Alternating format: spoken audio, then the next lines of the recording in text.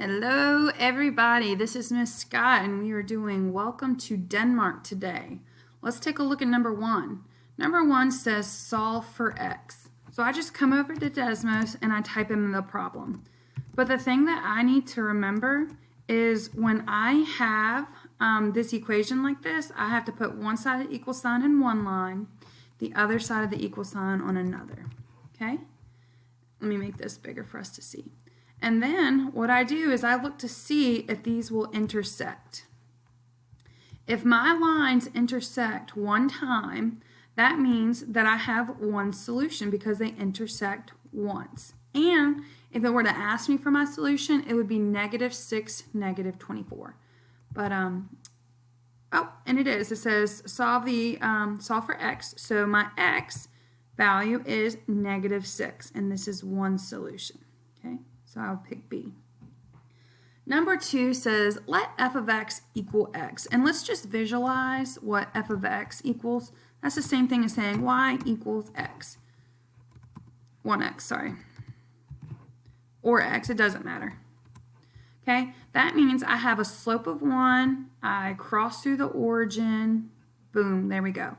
Now this says g of x is twice as steep. When we're talking about steepness, we're talking about our slope.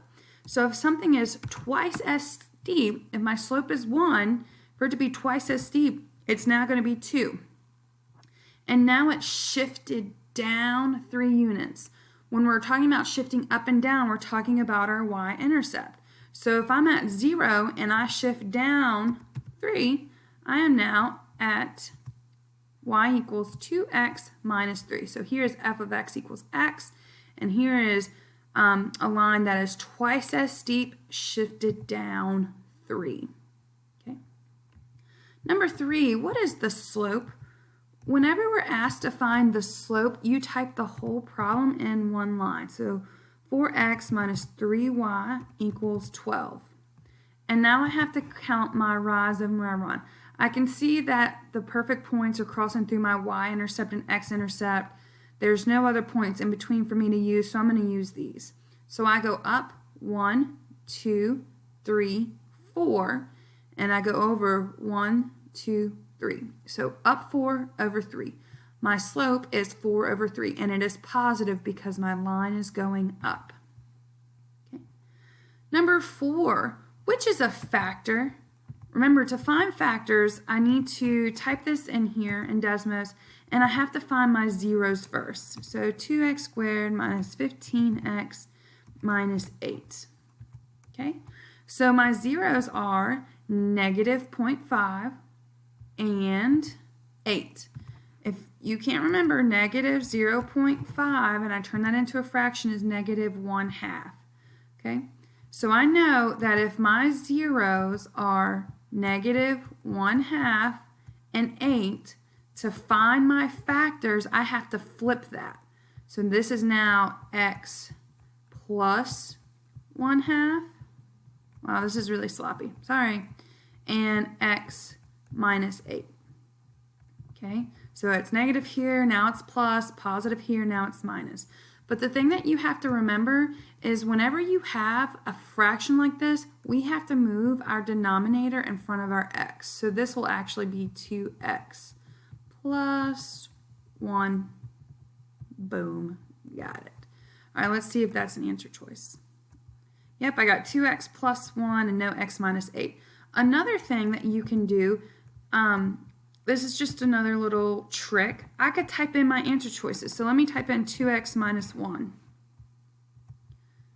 Let me make this bigger. Does that cross through my 0, either one? Nope. So I know that's not an answer. I could type in x plus 2.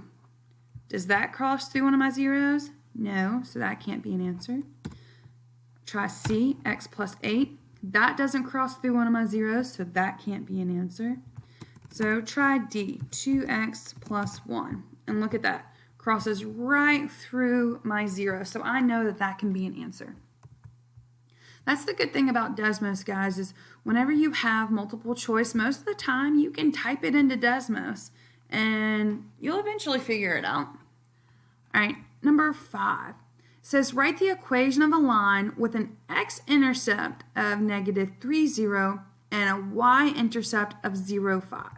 So if I have a y-intercept, this looks like +5. So this has +5, this has +5, this has positive, oh, that's -5. So at least I eliminated an answer choice.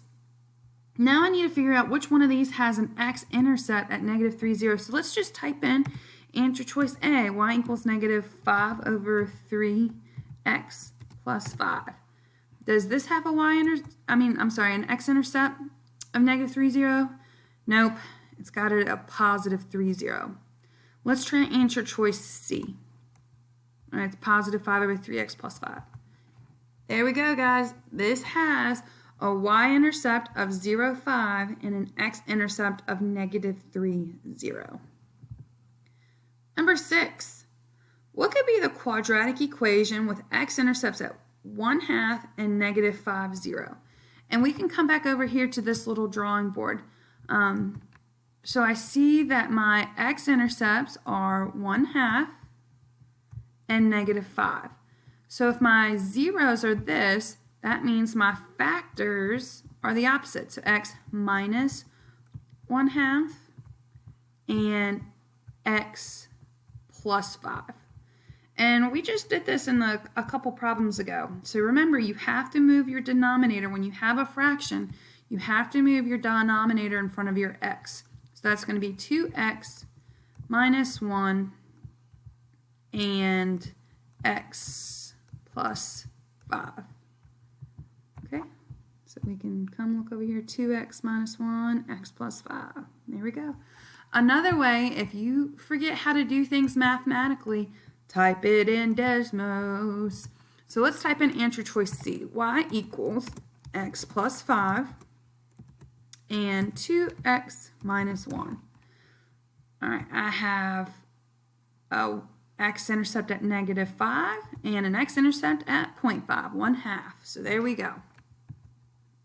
Number 7, let f of x equals x. Let's go and look at this, okay? So f of x equals x. So that's the same thing as y equals x. And then let g of x equals 1/2 x minus 5. So y equals 1/2 x minus 5. So I can take a look at this. I can say, okay, there's my f of x. So I definitely shifted down -5. I shifted down 5 because I went from here to here. I shifted down 5. And if my slope right here is 1, and now it's 1/2, my slope is now half as steep. Okay, so I can say that it is going to be less steep because my slope is less than 1. And I'm going to say it's shifted down because my y-intercept is -5. Remember, slope deals with steepness. Y-intercept deals with shifting up or down. Number 8, which equation appears to represent the graph of the quadratic? Let's look at here. Looks like my zeros are at -1 and 4. So let's go on over here. My zeros are at -1 and +4. So that means, let me type this. It's going to be x plus 1 and x minus 4. Let's see if that's an answer choice. -1/2. No, that's telling me that we might have a GCF. So what we could do, let's see. Wait a minute. Let me see. X plus 1, x minus 4. X plus 1, x minus 4. X plus 1, x minus 4. So my answer looks like it could either be B or D. Let's type those in Desmos. See what I got. All right. So let's try 1/2 x plus 1, x minus 4. Okay. That has that -1 and 4. That looks pretty good. Looks pretty similar. Let me type in, what did we say the other one was?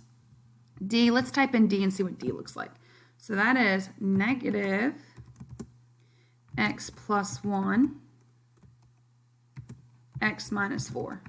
Uh-oh. See how my purple quadratic is pointing down? Pointing down. That's my purple one. And my green one is pointing up. So my green one matches. So B. All right. I will talk to you guys later.